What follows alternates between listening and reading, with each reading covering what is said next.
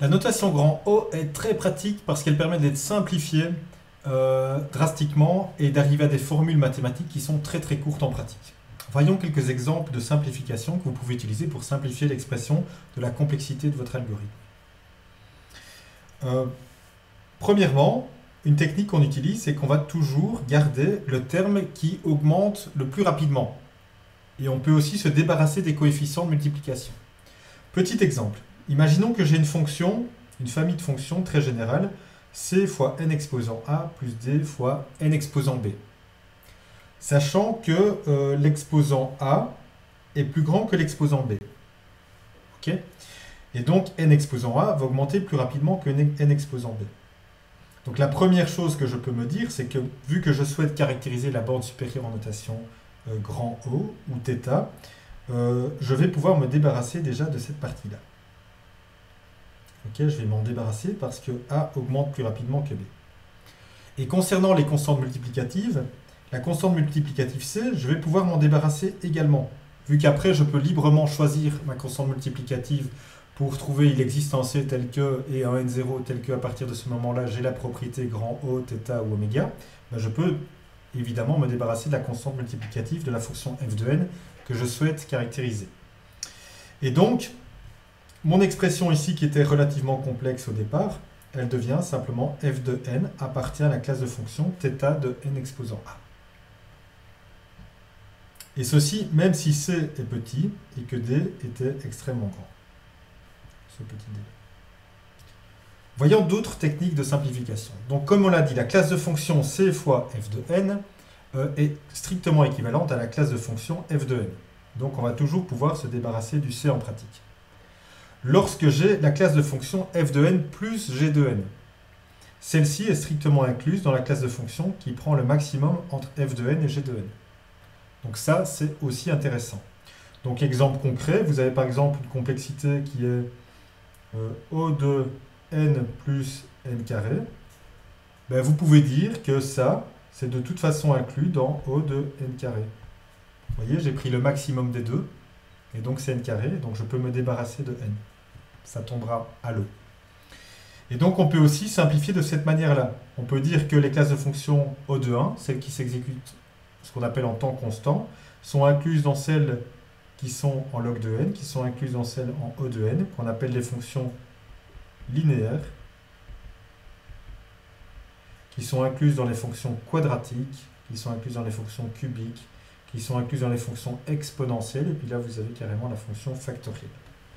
Donc, si je souhaite simplifier cette expression au maximum, ok, ça c'est ma fonction f de n. Je peux bien sûr dire, je peux bien sûr écrire que f de n appartient à grand O de, et puis je remets l'expression. Oui, c'est vrai. Mais c'est encore beaucoup plus simple si je l'écris comme ça, f de n appartient à n exposant 4. Pourquoi? Parce que j'ai utilisé ici ma technique du maximum pour me débarrasser de tout ceci.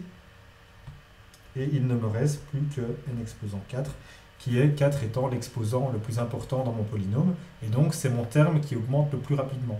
Et donc, c'est beaucoup plus court de la caractériser comme O de n exposant 4. C'est beaucoup plus concis. Alors, en pratique, vous avez vu que j'ai utilisé les notations comme appartient et inclusion pour des classes de fonctions. En fait, cette notation grand O caractérise un ensemble de fonctions. Et donc, on peut vraiment voir ça comme des ensembles ou des classes de fonctions.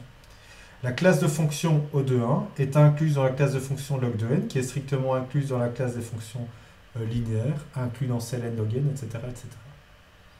Et puis, vous avez la relation ici dans l'autre sens pour les oméga. Pour les oméga, la classe de fonction exponentielle est incluse dans la classe de fonction en n carré, que vous voyez ici. Okay, qui est incluse dans celle de n log n, etc. Et puis finalement, vous avez la classe de fonction ici qui s'exécute en temps constant. Okay. Pourquoi? Parce que ceci, les grands O, c'était pour la borne supérieure, et donc vous avez votre fonction qui est quelque part ici en dessous, alors que les oméga, c'est pour la fonction inférieure. La plus basse que vous puissiez avoir, c'est oméga de 1. Okay, donc c'est bien celle qui englobe toutes les autres en termes de notation oméga. Et la plus haute que vous puissiez avoir pour common supérieur, c'est O de 2 exposant n. C'est la fonction ici, une puissance exponentielle. Ok? Et donc le θ, c'est ce qui est à l'intersection entre le O et le oméga, si vous le visualisez en termes de classe de fonction. Alors en pratique, quelles sont les fonctions les plus utilisées qu'on va utiliser pour caractériser les algorithmes? En pratique, c'est très très rare qu'on s'écarte de ces notations-là.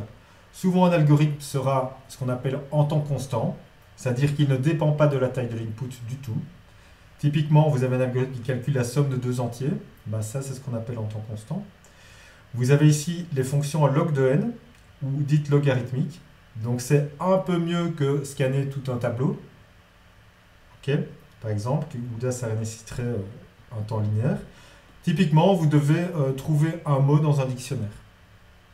Okay, un dictionnaire, ou bien vous devez trouver si une valeur est présente dans un tableau qui est déjà trié. On y reviendra.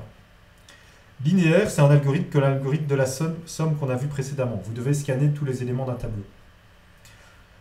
N log n, c'est trier un tableau. On va voir aussi un algorithme pour le faire juste après. Trier un tableau, généralement, ça peut être fait en n log n.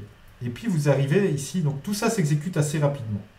En pratique, pour des algorithmes n log n, vous pouvez exécuter ça pour n qui est de l'ordre du million. Pour le quadratique, c'est beaucoup plus dangereux. Okay, pour le quadratique, lorsque n vaut 1000, ça commence déjà à devenir coûteux. Et pour le cubique aussi. Okay. Et puis vous arrivez vraiment dans la zone rouge. Si un algorithme prend un temps exponentiel ou bien la fonction factorielle, très rapidement, peut-être même déjà pour n égale 100, vous allez arriver à des temps qui augmentent très fort et vous allez devoir attendre des minutes, voire des heures. Et si n devient même un petit peu plus grand, ça devient carrément plus possible du tout d'attendre pour la sortie de l'algorithme.